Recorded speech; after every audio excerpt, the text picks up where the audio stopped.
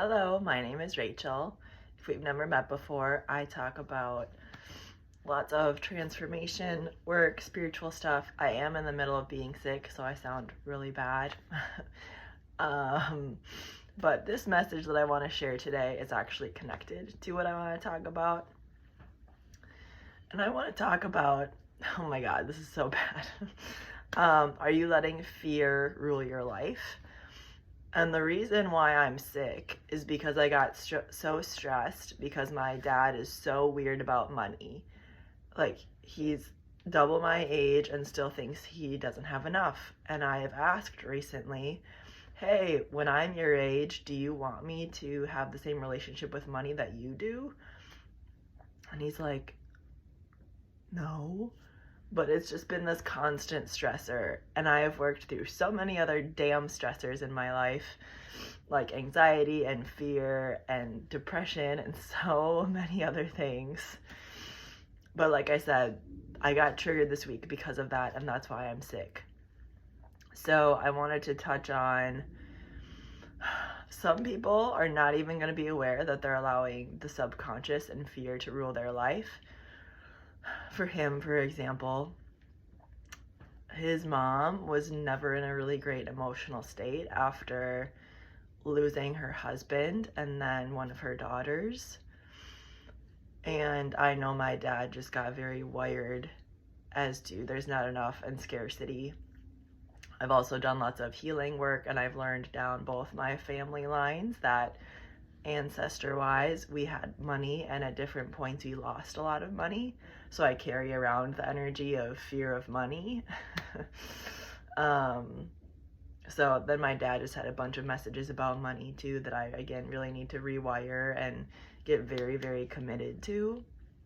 And saying, no, I'm not going to have this same life that you're experiencing. But how this might play out in other people's lives would be people pleasing, staying small, not going after what you really want.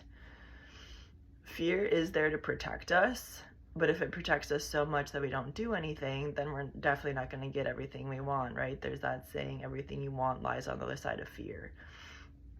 So how do you overcome fear?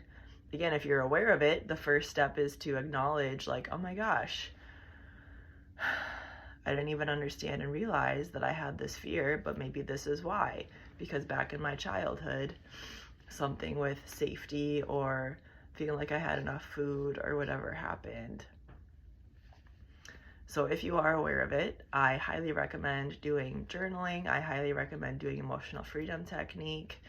I've worked with lots of chiropractors to bring down my overall anxiety and fear response. You can do breath work. If you want to work with me, that's something I help people work through, is anxiety and fear. So we would do coaching sessions and talk about it. I'd have tools and tips and tricks. I also do energy work for it. So kind of multiple tools in one session and working with me. But yeah, I just, I share messages because I want people to be free. I so want people to be free from suffering and pain. Like, we all go through that, right? I'm a Buddhist. Suffering is a part of life. How do we overcome it? We integrate it. We overcome it.